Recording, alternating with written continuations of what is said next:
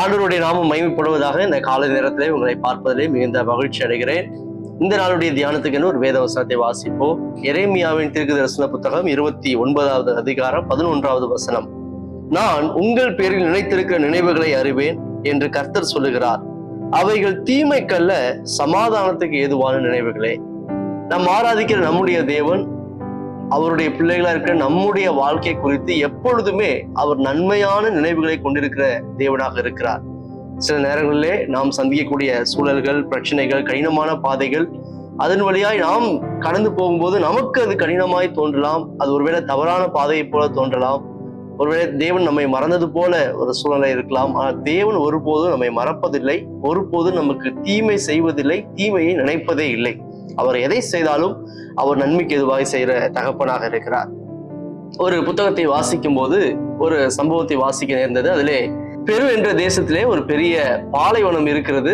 அந்த பாலைவனத்துக்கு நாஸ்கா என்று பெயர்.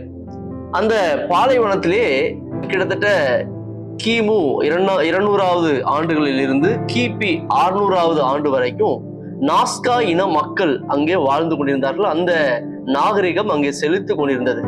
அப்பொழுது அந்த நாகரிகம் அழிந்த பின்பதாக மற்ற நாட்டு மக்கள் எல்லாம் அந்த பகுதி வழியாய் வரும்போதுதான் ஒரு விஷயத்தை கவனித்தார்கள். அந்த நாஸ்கா பாலைவனத்திலே புரியாத ஏராளமான கோடுகள் இருந்தது. நிலப்பரப்பிலே நீளமான கோடுகளை இதற்கு முன்பதாக வாழ்ந்த அந்த நாஸ்கா இன மக்கள் நிலத்திலே கோடுகளை வரைந்து வைத்தார்கள் என்று சொல்லும் போது ஒரு சின்ன பள்ளத்தை போல மிக நீளமாக அதை தோண்டி வைத்து பார்ப்பதற்கு வளைவு நெளிவான ஏராளமான கோடுகளை போல தெரிந்தது. எனவே அந்த கோடுகளுக்கு பெயர் நாஸ்கா கோடுகள், நாஸ்கா லைன்ஸ் என்றே பெயர் வைத்தார்கள்.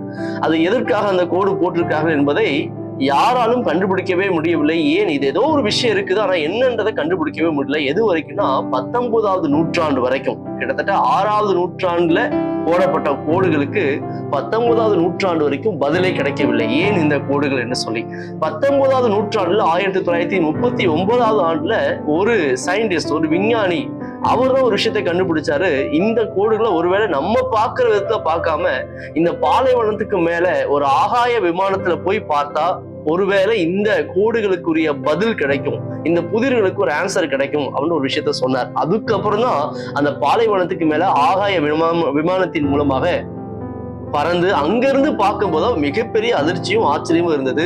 இத்தனை நாட்கள் அந்த பூமியிலேயே அந்த நிலப்பரப்புல இருந்து பார்த்த கோடுகள் எல்லாம் இப்போ மேல இருந்து பார்க்கும்போது கோடுகளா தெரியல, அது ஒரு அழகான ஓவியமா இருந்தது. அங்கிருந்து வானத்திலிருந்து பார்க்கும்போது அழகான பறவைகளாக, அழகான விலங்குகளாக, அழகான மனித உருவங்களாக அந்த கோடுகள் தெரிந்தது. அதுக்கப்புறம் தான் புரிஞ்சது இது சாதாரண கோடுகள் அல்ல, அந்த நாஸ்கா இன மக்கள் வரைந்த மிகப்பெரிய ஓவியம் என்று சொல்லி. இன்றைக்கு இந்த ஓவியத்தை பார்ப்பதற்காக பல வெளிநாட்டு பயணிகள் எல்லாம் அந்த தேசத்துக்கு வராங்க. இதனால அந்த தேசத்துக்கு நிறைய வருமானங்கள் பெருகி இருக்கு. பாருங்க, ஒரு காலகட்டத்துல, ஒரு காலம் என்று சொல்வது பல நூற்றாண்டுகள் அந்த கோடுகளுக்கு ஆன்சரே தெரியல. ஆனா ஒரு குறிப்பிட்ட தூரத்துல உயரத்துல இருந்து பார்க்கும்போது தான் தெரியுது அந்த கோடுகள் ஓவியங்களாக இருக்குது என்று சொல்லி. இதே போல இன்றைக்கு இந்த வார்த்தை கேட்டுக் கொடுக்கிற தெய்வ பிள்ளைகளே, உங்களுடைய வாழ்க்கையில இன்னைக்கு இந்த அறியாத புரியாத புதிர்களை போல, கோடுகளை போல உங்க வாழ்க்கை இருந்திருக்கலாம். இன்னைக்கு ஏன் இது நடக்குது, ஏன் என் வாழ்க்கையில இப்படிப்பட்ட சிச்சுவேஷன் வந்துச்சு அப்படின்னு நீங்க புலம்பிட்டு இருக்கலாம். ஆனா இந்த புலம்பல்களுக்கெல்லாம் பதில் ஆண்டவர் வைத்திருக்காரு. உங்களுடைய கண்ணோட்டத்துல பார்க்கும்போது இது சாதாரண ஒரு கோடுகளை போல, ஒருவேளை தெளிவற்ற பாதைகள் போல இருக்கலாம். ஆனா மிக உயரமான இடத்துல இருக்கிற நம்முடைய தேவனுக்கு இது எல்லாம் சாதாரண கோடுகள் இல்ல, நம்முடைய வாழ்க்கையை உயர்த்தக்கூடிய ஒரு படிக்கட்டுகள். நம்முடைய வாழ்க்கையை அழகாக வடிவமைத்து நம்முடைய சிங்காசனத்துல உயர்ந்த இடத்துல வைப்பதற்காக தேவன் அமைத்த பாதைகள் தான். எனவே எதை குறித்து சோர்ந்து போகாதீங்க, எதையுமே உங்களுடைய கண்ணோட்டத்துல பார்க்காதீங்க, தேவனுடைய கண்ணோட்டத்தோட பாருங்க. நிச்சயமா இன்றைக்கு நீங்கள் அனுபவிக்கக்கூடிய சகல துயரங்களும், வேதனைகளும், கடினமான பாதைகளும் ஒரு நாள் உங்களை உயர்த்துவதற்கு தான் என்பதை நீங்கள் நன்றாக புரிந்து கொள்வீர்கள். எனவே இன்றைக்கு நீங்க சோர்ந்து போகாம தேவன் உங்களுக்கு நியமித்திருக்கிற ஓட்டத்தில் தொடர்ந்து ஓடுங்க.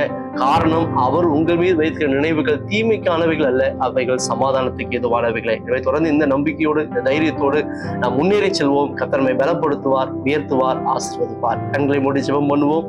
நல்ல தகப்பனே, இந்த வார்த்தைகளை கேட்டுக் கொடுத்து நம்முடைய பிள்ளைகள் ஒவ்வொருவரையும் ஆசீர்வதிங்க. இன்றைக்கு ஒருவேளை நம்முடைய பிள்ளைகளுடைய பாதைகள் கடினமாக, புரியாத புதிரை போல இருக்கலாம். ஆனால் அவை எல்லாவற்றையும் கர்த்தர் ஒரு நாள் நன்றாக அழகாக வடிவமைக்க சிங்காசனத்தில் அமர வைப்பதற்காக இது ஏற்படுத்துகிறீர் என்பதை புரிந்து கொண்டு தொடர்ந்து ஓடுவதற்கு கிருபைகளை தருவீராக. இயேசுவின் நாமத்தில் ஜெபிக்கிறோம் நல்ல பிதாவே, ஆமென். தேங்க்யூ. God plus.